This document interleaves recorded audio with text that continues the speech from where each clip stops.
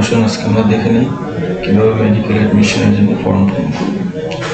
Medical অ্যাডমিশনের জন্য form পূরণ করার আগে আপনাদের যে সকল তথ্যগুলো আগে সংরক্ষণ করে আপনাকে রেডি করে রাখতে হবে, সেগুলো প্রথমে আপনাকে যেমন পেন ড্রাইভ বা আপনার কম্পিউটারে আগে নিয়ে নেন। এটা হলো প্রথমে 300x300 একটা আপনার ছবি, এসএসসির আপনার রোল নাম্বার এবং রেজিস্ট্রেশন নাম্বার জানার জন্য এসএসসির মার্কশিটে নিয়ে নিতে পারেন, এবং এসএসসি রোল নাম্বার এবং রেজিস্ট্রেশন নাম্বার জানার জন্য আপনার এসএসসির মার্কশিটের সাথে রাখলেন। আর একটা আপনার সিগনেচার, অর্থাৎ সিগনেচারটা হতে হবে 300/80 এরকম একটা সিগনেচার আপনারা সাথে রাখবেন। এটা আগে আপনার সিগনেচার করে রিসাইজ করে আপনারা প্রথমেই রেডি রাখবেন, এবং ছবিটাও 300x300 আপনার কালার ছবিটা রিসাইজ করে রেডি রাখবেন। এরপরে আপনারা ফর্ম পূরণের জন্য প্রস্তুতি নেবেন। ফর্ম পূরণের জন্য আপনারা যে কোনো ব্রাউজারে, ক্রোম ব্রাউজারে আমরা প্রথমে ক্রোম ব্রাউজারে ঢুকে সেখানে আমরা মেডিকেলে আপনার অ্যাডমিশনের জন্য সবচেয়ে বড় জরুরি বিষয়টা হচ্ছে মেডিকেল অ্যাডমিশনের যে সার্কুলারটা দিয়েছে, ওই সার্কুলারটা সুন্দরভাবে আপনারা পড়ে নেবেন, যাতে খুঁটিনাটি কোনো ত্রুটি বিচ্যুতি না হয়। যাই হোক, আপনারা প্রথমে ক্রোম ব্রাউজারে ঢুকে লিখবেন dgme.teletalk.com.bd। এটা লিখলে আপনার এরকম ডাইরেক্টর জেনারেল মেডিকেল এডুকেশন এরকমটা আসবে। এখানে ক্লিক করবেন। ক্লিক করলে আপনার এখানে অ্যাডমিশনের সকল তথ্যগুলো এইখান থেকে আমরা ঢুকবো। প্রথমে আমরা দেখি এখানে এমবিবিএস বিডিএস অ্যাডমিশন নিচে রেগুলারিটির জন্য প্রযোজ্য না, তাই আমরা প্রথমে ক্লিক করলে এমবিবিএস এবং বিডিএস অ্যাডমিশন। এখানে ক্লিক করলে দেখেন আমাদের এরকম একটা সার্কুলার আসবে, যেখানে আমরা যারা ন্যাশনাল কারিকুলাম থেকে এসএসসি পাস করেছেন তাদের জন্য এটা online application form national curriculum, আর যারা আপনার ইংলিশ মিডিয়ামে লেভেলে পাস করেছেন তাদের জন্য আমরা আজকে দেখাবো ন্যাশনাল কারিকুলামটা। তাহলে আমরা ন্যাশনাল কারিকুলামের জন্য প্রথমে আমাদের online application form national curriculum, এখানে আমরা ক্লিক করব। ক্লিক করে নেক্সট আমরা দিব। নেক্সটে যাওয়ার পরে এখানে দেখেন আছে বোথ এমবিবিএস এবং BDS, only MBBS only BDS. আমরা যেটা যদি আমরা শুধু এমবিবিএস এর জন্য অর্থাৎ মেডিকেলের জন্য করতে চাই তাহলে এটা, আর যদি শুধুমাত্র বিডিএস এর জন্য করতে চাই তাহলে এটা। বোথ যদি করতে চাই তাহলে আমরা এখানে আমরা বোথ করবো। এখানে আমরা ক্লিক করব। ক্লিক করার পরে এখানে দেখেন এসএসসি এইচএসসির তথ্য জানা। প্রথমে হচ্ছে এসএসসির আপনার রোল নাম্বারটা, এসএসসি রোল নাম্বার দিলেন। এরপর রেজিস্ট্রেশন নাম্বারটা আমরা ওখানে যেটা আমরা ছবি তুলে রেখেছিলাম এখান থেকেই আমরা দেখে লিখবো। তাহলে আমরা রেজিস্ট্রেশন নাম্বার লিখলাম। এরপরে এসএসসি বোর্ড ধরেন ঢাকা, পাসিং ইয়ার, যেহেতু সেকেন্ড টাইম আমরা পূরণ করতেছি তাই প্রথমে এসএসসি 22 সালে লিখলাম। আপনারা যারা 23 লিখবেন। এরপরে এইচএসসি রোল নাম্বার লিখবেন, roll number, registration number, SSC কোন বোর্ড থেকে দিবেন, এইচএসসি কোন সাল, যারা 24 সাল আগের বছরে পাস করছেন তারা, আর এই বছর যারা পাস করেন তারা 25 সাল, আমরা যে জানাটা করতেছি সেহেতু 24 সাল থেকে দিলে আমাদের এরপরে নেক্সট যাবে। নেক্সট গেলে দেখেন এখানে শিক্ষার্থীর সকল তথ্য এখানে অটোমেটিক্যালি চলে আসবে। চলে আসলে আপনি দেখবেন সব ঠিক আছে কিনা। যদি ঠিক থাকে তাহলে যে ঠিক নেই সেটা আমরা আস্তে আস্তে পূরণ করে আবো। দেখেন এখানে প্রথম লিখতে হবে কোশ্চেন ল্যাঙ্গুয়েজ, আপনি কোন ল্যাঙ্গুয়েজে পরীক্ষা দিবেন, বাংলা দিলাম। এরপরে হোম ডিস্ট্রিক্ট, আপনার হোম ডিস্ট্রিক্ট যেখানে আছে সেটা দিবেন। এরপরে current study, please mention the institute name if you already admitted in government medical college 5 marks will be deducted। এখানে যদি আগের বছর কেউ ভর্তি হয়ে থাকে মেডিকেল কলেজ কোনোটা, তাহলে সেটা উল্লেখ করতে হবে। যদি বছর হয় তাদের প্রত্যেক প্রশ্ন আসে না, সেই জন্য আমরা যদি না হয় তাহলে সেটা নন অ্যাপ্লিকেবল করব। এরপরে yearly income of father legal guardian candidate, yearly income কত সেটা আমরা সিলেক্ট করব।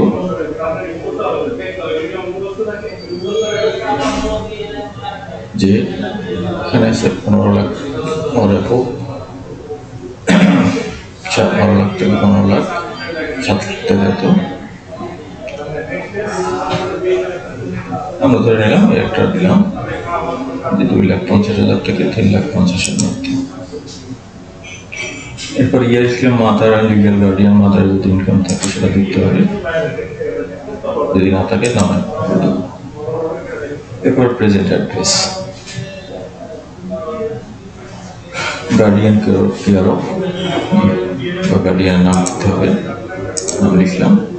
এরপরে হাউস, ভিলেজ, রোড আমরা এখানে লিখতে হবে, সাপোজ লিখলাম। পোস্টকোড লিখবো আমরা,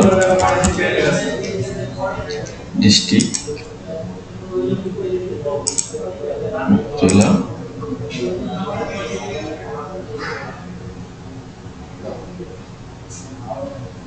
বা থানার নাম লিখবেন।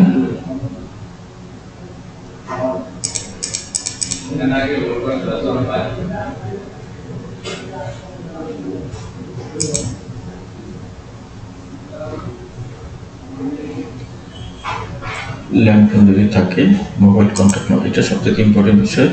এই মোবাইল কন্ট্যাক্ট নাম্বারটা আপনি যে নাম্বারটা আপনার, যেটার মধ্যে আপনার এই বিষয়ে সকল SMS গুলো আসবে, যেটা আপনার কাছে থাকে অবশ্যই সেই নাম্বারটা লিখবেন। আমরা লিখলাম মনে করেন।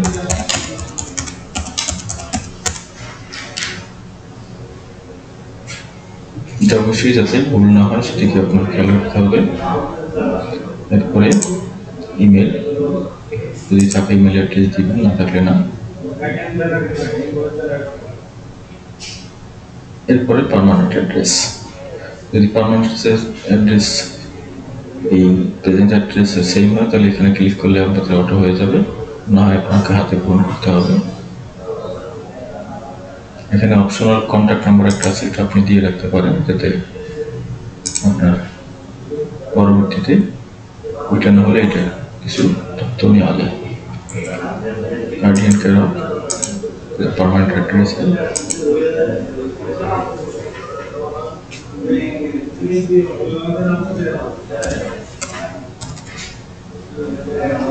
উপজেলা, ল্যান্ডফোন যদি তাকে দিবেন, না হয় না।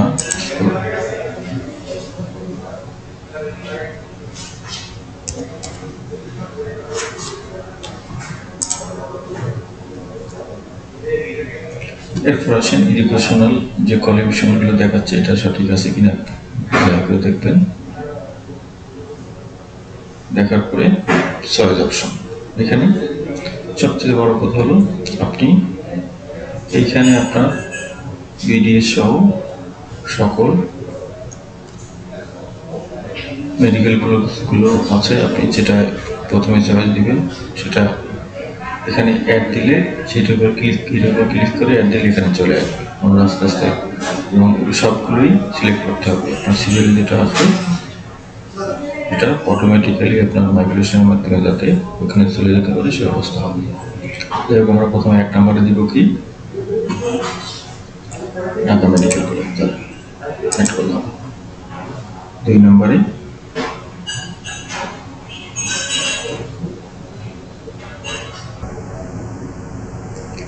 চট্টগ্রাম মেডিকেল কলেজ, এখানে এরপরে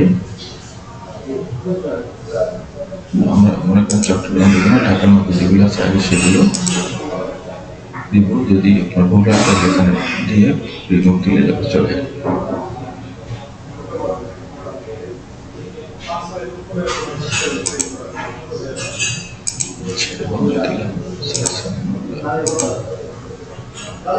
এটা আপনার আগে থেকে একটা লিস্ট করে নেবেন যাতে আপনার পূরণ করতে সহজ হয়। মেডিকেল ক্লোজগুলো হয়ে যাওয়ার পরে আপনার ডেন্টাল ক্লোজগুলো সিলেক্ট করবেন। ডেন্টাল ক্লোজগুলো আপনার সুবিধা অনুসারে আপনার চয়েস অনুসারে সিলেক্ট করে সিরিয়াল নেবেন। প্রথমে আমরা ধরলাম আমাদের ঢাকা ডেন্টাল, এরপরে আপনার একটা করে চয়েস দেবেন যাতে আপনি চয়েসটা পেতে পারেন।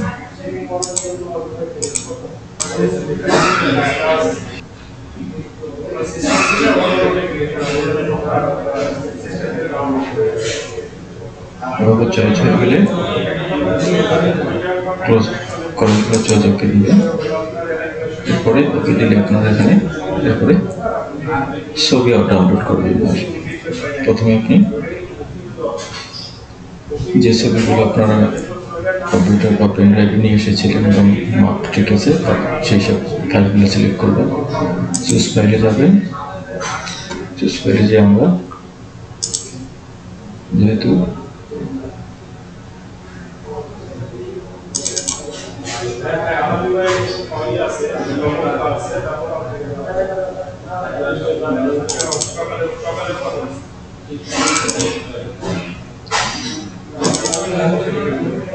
ছবি যদি আপনার মাপ বা কোনো সমস্যা হয় তাহলে এখানে নিবে না, এখানে শো করবে না। এরপরে ছবিটা ডাউনলোড করবে। এরপরে সিগনেচার চুজ ফাইলে যাবেন। সিগনেচারটা যদি মাপ না হয় তাহলে এখানে নিবে না। এরপরে ভেরিফিকেশন কোড এখানে যেটা দেওয়া আছে এটা আপনার এখানে হাতে লিখতে হবে।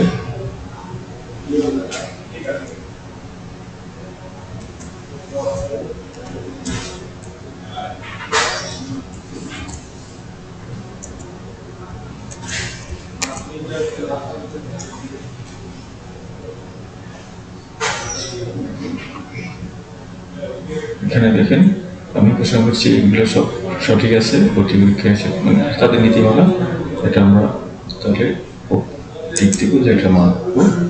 এরপর যদি সবকিছু ঠিক থাকে তাহলে আমরা সাবমিট বাটনে ক্লিক করবো। আর না হয় তবে তার আগে আপনি হওয়ার পর আপনার মেডিকেল চয়েসগুলো দেখে নেন, যাতে একবার সাবমিট হয়ে গেলে এটা আরেকবার চেঞ্জ করতে পারবেন যদিও, কিন্তু সেটা না করাই ভালো, প্রথমবারই সঠিক হওয়াটা ভালো। আপনি চাইলে এখানে যদি কোনোটা আগে পরে করেন তাহলে আপ ডাউন করে নিতে পারেন। যেমন মনে করেন আমরা এটা নিচে দিয়েছি, এটাকে আমরা আরো উপর উঠাতে চাই, তাহলে আমরা আপে দিতে দিতে আপনি দেখবেন এটা কোথায় যায়।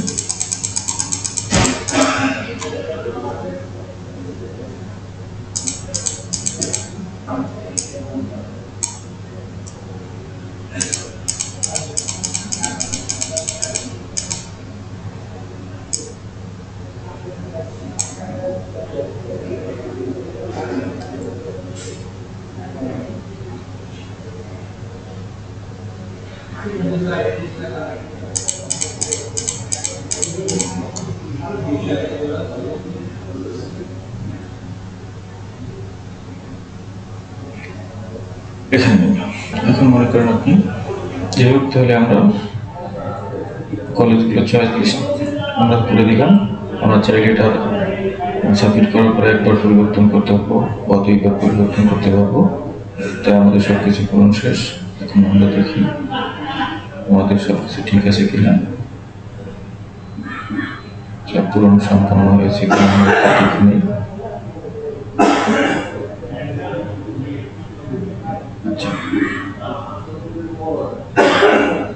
সব শেষ হয়েছে, তাহলে আমরা আবার যাব সাবমিট বাটনে ক্লিক করব।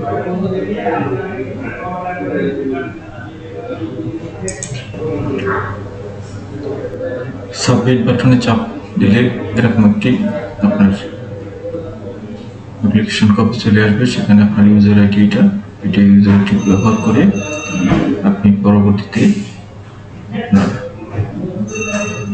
অ্যাডমিশন মানে টেস্ট ফি জমা দিতে পারবেন টেলিটকের মাধ্যমে।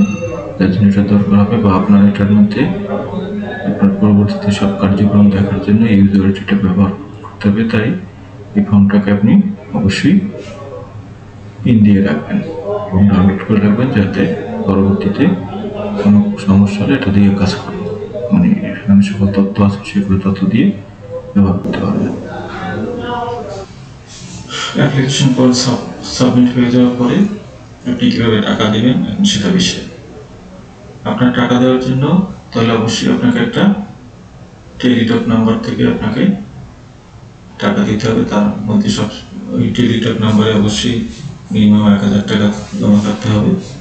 একটু বেশি করে রাখলে এখানে SMS চার্জ যেগুলো কাটবে সেগুলো থেকে কেটে নিতে পারে, সেজন্য একটু 1000 টাকার উপরে 100-200 টাকা রাখলেন। এখন টেলিটক নাম্বার আপনার না থাকলে আপনার পরিচিত কেউ বা দোকানে গিয়েও দেওয়া যায়। তা দেওয়ার জন্য যা করতে হবে, প্রথমে আমাদের এই ইউজার আইডিটা আমাদের লাগবে। যাই হোক, এই ইউজার আইডিটা দিয়ে আমরা টেলিটক নাম্বার থেকে আমরা পেমেন্ট দিব।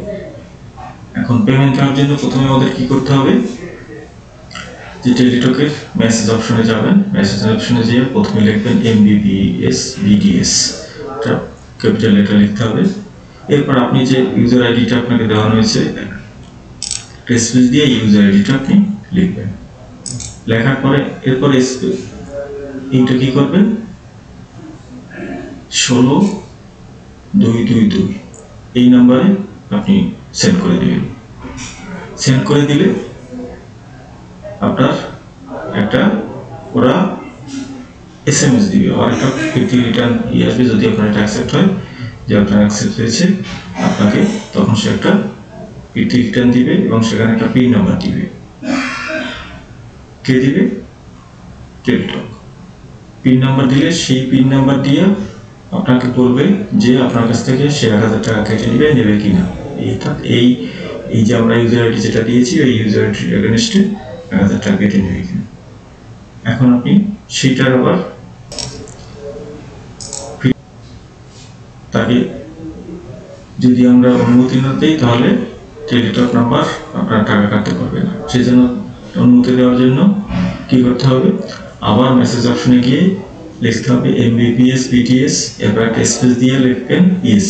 এরপর স্পেস দিয়ে আপনাকে যে পিন নাম্বারটা দেওয়া হয়েছে, অর্থাৎ ওরা যে পিন নাম্বারটা দিয়েছে, মানে আপনি SMS দেওয়ার পর সেই পিন নাম্বারটা লিখবেন। লেখার পরে একটা স্পেস দিবেন। স্পেস দিয়ে এখন একটা বিষয় হলো যে এইখানে আপনাকে সেন্টার চয়েস করতে হবে। সেন্টার চয়েস করার জন্য আপনি পিন নাম্বার দেওয়ার পরে স্পেস দিয়ে প্রথমেই আপনি সেন্টারের লিস্টগুলো দেখে নেবেন। আপনি যেখানে এক্সাম দিতে চান তার কোড নাম্বার কত, যেমন এখানে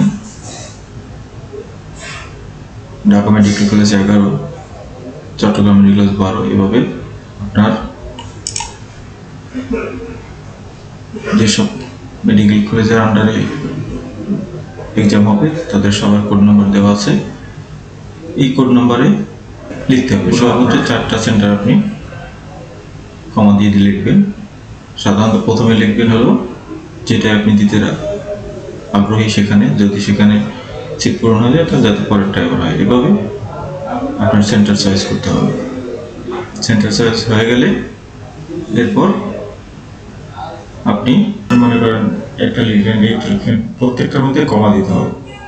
কমা দিয়ে আপনি সেন্টার কোডগুলো লিখলেন, যেমন এসপি দিয়ে যে কমা দিয়ে এরপর এটাকে পাঠিয়ে দিতে হবে। এই 16322 এই নাম্বারে আবার পাঠিয়ে দিতে হবে। পাঠিয়ে দিলে আপনাকে একটা ফিরতি মেসেজ দিবে এবং ইউজার আইডি পাসওয়ার্ড দিবে। সেটা আপনি দিয়ে পরবর্তীতে আপনার প্রবেশপত্র ডাউনলোড করতে পারবেন বা আপনার প্রোফাইলের মধ্যে দিতে পারবেন। তাহলে এভাবে আপনারা ঢুকতে পারবেন। পরবর্তীতে যখন অ্যাডমিট কার্ড দিবে তখন অ্যাডমিট কার্ডে আপনি এই 7 ডিসেম্বরের পরে আপনি ওই ইউজার আইডি এবং পাসওয়ার্ড দিয়ে অ্যাডমিট কার্ড ডাউনলোড করতে পারবেন। ওকে, সবাইকে ধন্যবাদ।